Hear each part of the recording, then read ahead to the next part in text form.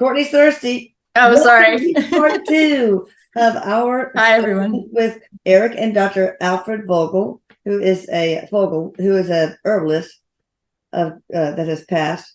And this is about herbs and their healing properties. We're going to go on with these community questions.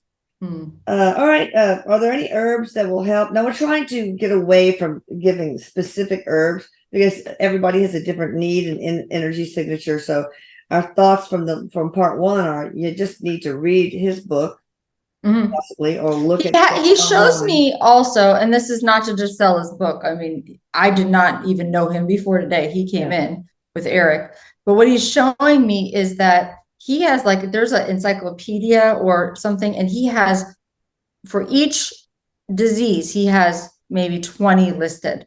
Awesome. So he wants you to go through the list for each disease. And if you need to go to an herbalist, get a good list, and then you can ask one of the mediums, Erik, through one of the mediums, which one would be the best, and you can do the same with a choice of herbs. All right, so bipolar disease. Are there any herbs that help with that? Yes, but you have to understand the particular conditions which created the disease. So it actually is, this is interesting, but it very much depends on the person. Yeah. With that one. So go to an herbalist, pretty much. What healing herb is best for neuropathy, especially idiopathic neuropathy? So what's good for the peripheral nervous system, basically, as a general rule? He goes back to the valerian again. He talks about thistle. Okay. I'm seeing like milk thistle or just regular thistle.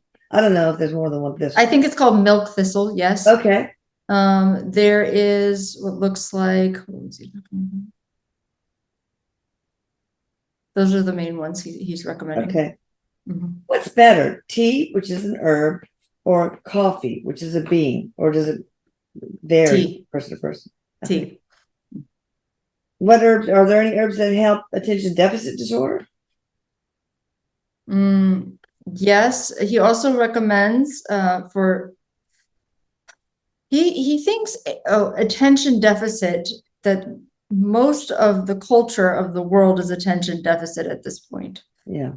So one of the things he recommends, in addition to paying attention to the herbs grown in your area, paying attention, that's the key, is to go out, spend time in nature. Yeah. And he's showing me learning to communicate again with the plants. Yeah. That's very important. Then this will assist you in regaining your quality of attention.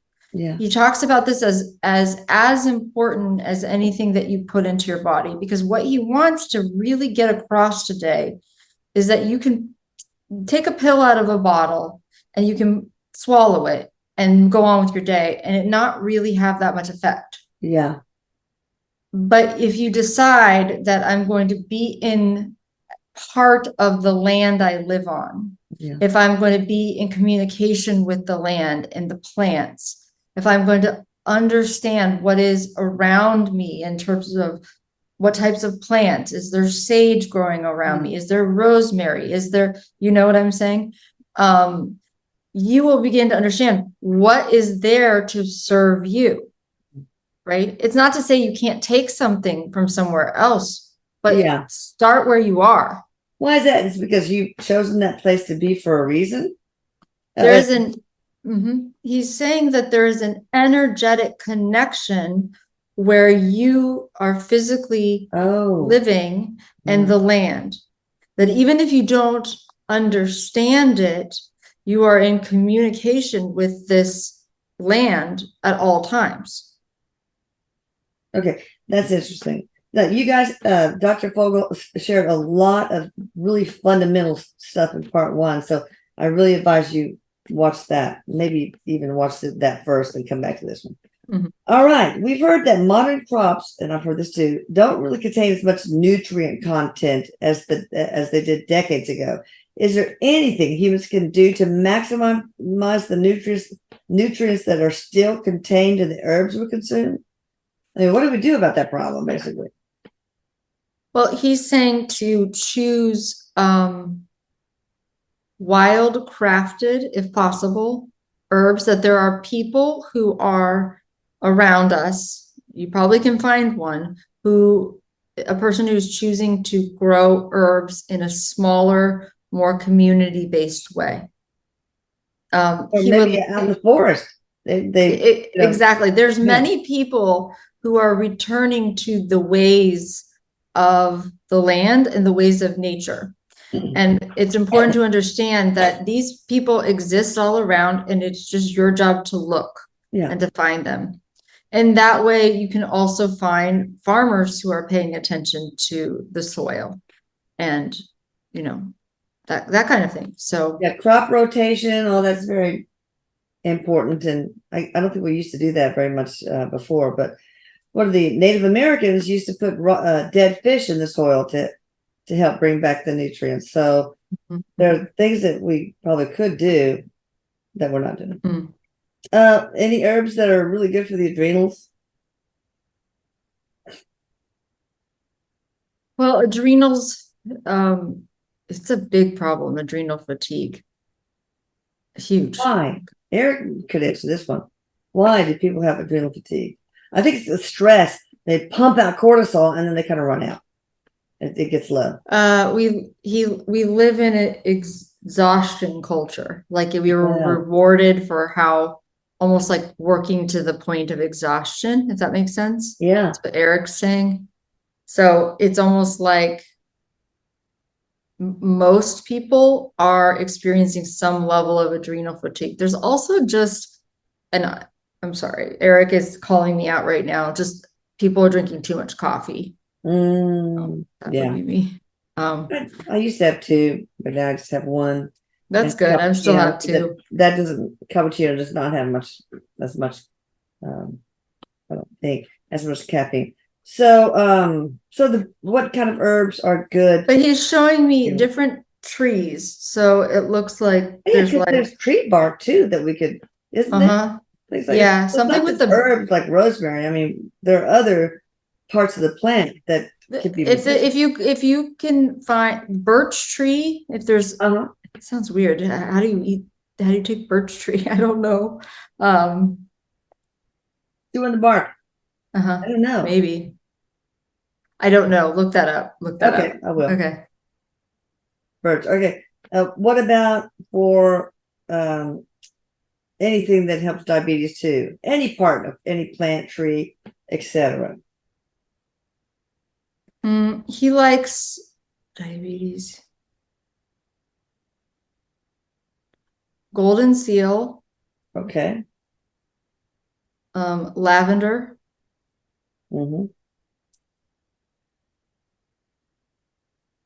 He says milk thistle again can be helpful. Hawthorn. I don't know how to take hawthorn. Those are the main ones. Okay. I'm looking at birch just real quick. How do you, I don't understand. Birch is used for joint pain, kidney stones, bladder stones, urinary tract infections, other conditions. The leaves can help lower blood pressure. Anyway, you can look it up. Chaga parasitic. Okay, birch trees can also be tapped for their sap to make syrup. So birch syrup. Put it on your pancakes, people. So there's so much to learn. All right, what is the best herb to eat on a daily basis to help regulate? Well, we said that pretty much. Regulating glucose. Birch. The leaves, the sap. Yeah, the leaves. It looks like the leaves. Okay. Any herbs that are good for anti-aging? All of them. Plants, parts of plants, etc. Really, for anti-aging, he recommends looking around in your area. That will keep you young and vital. Okay. So it's something about using, and this is like a return to knowledge that we've lost. Yeah. And there's something about using the plants in your particular area. Connecting to it, because you're exactly already connected just by being in the same area, right? Well, and I think we will eventually learn how to have food in our own area. Like we'll understand the importance of locally sourced. Exactly. And because it's not just like good for the environment, but it is, but it is also, there's a part that there's like a link that happens. Interesting.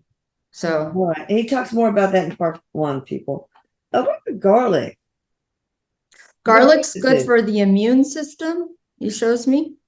Okay. It's also good for, he's showing me the stomach, so like gut. It can help the gut area, depending on what it's used for. Garlic has like properties that seem to like cleanse or clear out the body. So, is there any garlic? Is there any use, any benefit to using the other parts of the garlic plant than the obvious, the pod or clove? Yes, but that's not as important to the discussion. I don't think he doesn't think. Okay. Can it lower cholesterol? On occasion, yes, but it depends on other factors because cholesterol, but yes is the answer. Okay, in general. We can put general on. Don't hold us to it, people. What about garlic and psoriasis?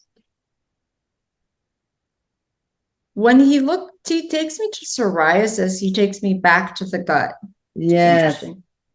If you look up psoriasis and Google search it against gut GI microbiome, you'll find something there. So it feels like that's really the connection here. So it's to go back to the gut and then focus on the gut. Yeah. And doing your work, your scalar, or Erik says, and I want to confirm this through you. Erik says the 3 most important scalars, Athletic Scalar services are the main service, the energy repair, protection, enhancement. I got to change that name, and the full body microbiome optimization, and the self boost and self love. But those are the 3 most important, because self love is so important as far as the connection with disease and health, etc. Is that true, Erik? Are you still standing by that? He stands on that. Yes, he stands on that. Yeah. Is there any herb that can quickly open the third eye? No. Okay. I mean, quickly, no. Okay. You know, if you use the psilocybin in a safe and contained way in an environment with a person who knows what they're doing, it can open up your awareness, open up your third eye. Also, and this is key, if you look, say, for example, he's showing me pine. Say you live near a pine forest and you ask the energy of the pine, you take the, pine herb, and you're asking the energy of the pine to assist you in opening up your channels. The plant, the pine, can do this. Wow. So it's like beginning to understand who are my allies, who's around me. It's kind of beautiful, actually. Yeah, and we talked about the pineal gland in part 1. That pine needles or something he referred to as helping decalcify it. But it's so interesting because the symbol for the pineal gland is the pine cone, which is the shape that the pineal gland is. So, but he's also talking about just starting to be, and this is really going to change how I am in certain ways, but starting to be in communication with, like, I mean, it sounds like, you're going to go back out in your backyard and talk to the trees, but in reality, why not? We can learn to do that. Yeah. We can we can have them be our allies, ask the plants to be our allies. Once again, they want this role. They've served this role for a long time. They were meant to assist us and to help us, and we help them, but we've forgotten. And so his main message is to remember this. Yeah. That's the big thing. And I really recommend one movie, you can find it on YouTube, called The Secret Life of Plants. And they verify all that. They do have consciousness. I mean, for example, they had this, they had these scientists, and one of them just hacked up one plant. And they had electrodes. I don't know how they measure them. They're panicked up.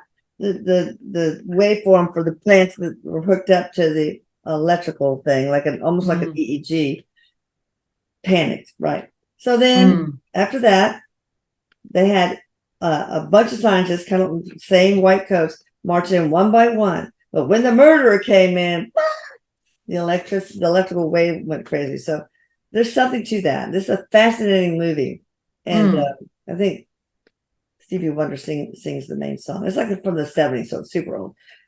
Can bathing with rosemary help with injuries? Yes, 100%. What about bathing in other things? Is bathing in things that are plant origin? Yeah. Certainly. He really likes this idea of baths with different herbs and plants that you can. He shows me there was that question earlier, I think part one, about somebody opening up their heart, like they felt like their heart would be closed or something. And so he shows me like rose petals. I know we think of that as like, romance or whatever, but actually a little flute of champagne with that.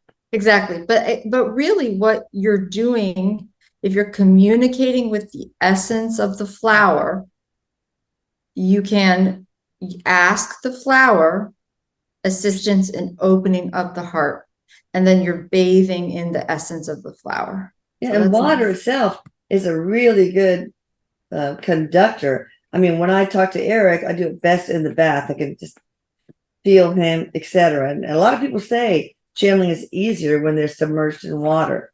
So that might help, right? Yeah. He likes this idea of, for this person, the bathing in rosemary. It's really nice. Okay. It is said that the herb southernwood, which is a member of the Artemis family, is a wonderful protector of women and the newborn infant. One herbalist has claimed that she performed miracles, giving it to animals for healing, going to their placenta, to the infant. Is it true that both animals and humans can benefit from southernwood in this way or any way? He does agree with this. Yes.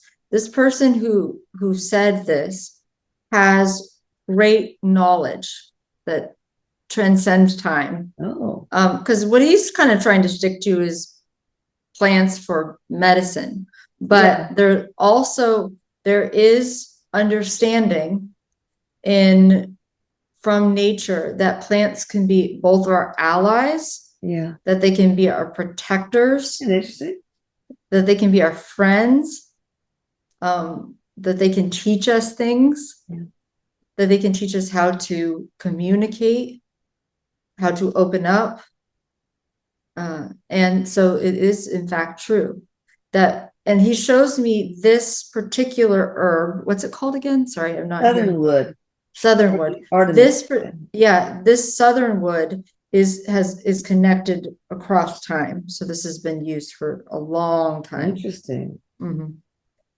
I can't remember. I was going to say something that it's not in the questions, but they'll come back to me. But also what happens, this is interesting. One thing that happens is there is that property, but then people also associate that plant with protection, and it's like strengthens it over time collectively. It's interesting. That's really interesting. Oh yeah, I know what it was. Can our animal companions, dogs, cats, etc., communicate with plants? Probably better than we do.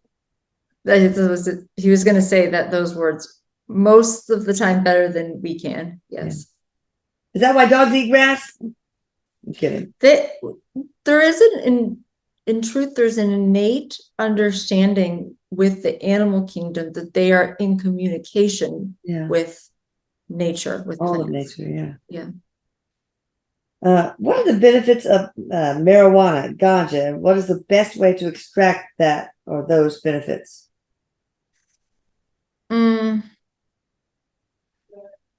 Well, strictly speaking, marijuana, when used, and this is he uses like, like a caution sign is what I'm seeing. Because in that most of the time, the spirit of marijuana is not honored properly, he says. Oh, yeah. So when used properly, marijuana can effectively expand consciousness. It can reduce pain. It can reduce anxiety. But again, it's to It be can used cause properly. anxiety too if you do too much. Yes, but what he's talking about is used properly. Yeah. I always, when I used to weed my garden a lot more, and I don't have time now, I always felt so bad plucking at the weeds. Like, what? Who am I to judge? Why aren't you considered as just as beautiful as the rose bush next to you? But Erik told me that it's just like a haircut. It's their weeds are like a big collective, and you're just giving them a haircut. So yeah, he agrees. You're overthinking, maybe. I know I do that. What is better, vaping cannabis or smoking cannabis, if you had to choose? He just gives a face. I don't think he wants to answer that question. Okay, we won't do that. Can you talk with Erik about the fact that some people need pharmaceutical medication, even though they really like the natural stuff, and sometimes the two shouldn't be mixed? Is it true that very often, well, like any pharmaceutical, there's bad. This is Erik. Erik says Yeah. there is a time and place for pharmaceutical medication. Okay. He's not saying that there's not a time and a place for it. And I'm not understanding the question about being mixed. I don't know. I said, I guess they're saying, is it dangerous to mix pharmaceuticals with herbs or other plant-based medication? They don't want to recommend doing that. They want, if you're on a pharmaceutical medication and you need to be, that's okay. And to just, you can do something like may sound weird, but you can also bless the medication for how it's helping your body. Okay, let's just do one more question for part 2. Staining, never heard of that. It's another word for saging or smudging with your ancestral herbs instead of contributing to unethical overharvesting of white sage, and Palo Santo, and smudging with white sage. Is that cultural appropriation?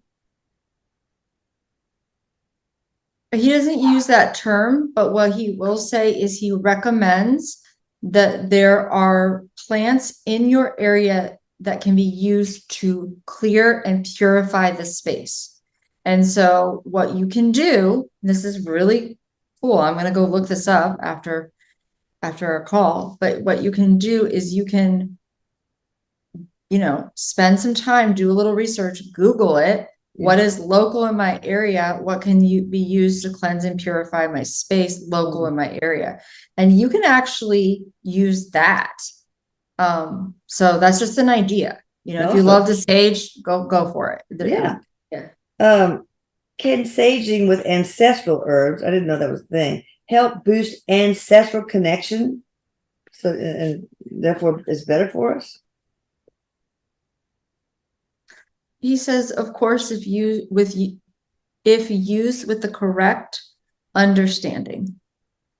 Yeah, and be grateful for any plant or piece of bark or whatever root that you put in your body that they're sacrificing for your health. He's agreed. Be grateful, be grateful before an animal is slaughtered. I mean, they should have a blessing and thank you. And next time I'll be the cow. I don't think so. But he says that the most important thing is to honor the way nature is working to heal you. Yeah. Nature, even our own desire to heal, is wanting the body to move in the way of nature. Yeah. Yeah. moving toward the natural order of things. And we can find within ourselves an energetic match in a plant. And so it's to be mindful that these plants are our allies and friends, and they are powerful. And we can begin to honor them as such. That's the main goal. And he says, he's very smiling, and he's saying, thank you for the opportunity to speak today. Thank you. It's an honor. And I hope you can come back for part 3 and maybe part 4. Thank you very much. And thank you, Erik. I love you. You guys check out Courtney, CourtneyDillon.com. She can answer those questions about which herbalist, and, you know, she can ask Erik or channel Dr. Vogel maybe and find out more. So y'all be sure to watch part 1, hit the notification bell so you don't miss part 3. Love y'all. Thank you. Bye. Bye. Thank you so much.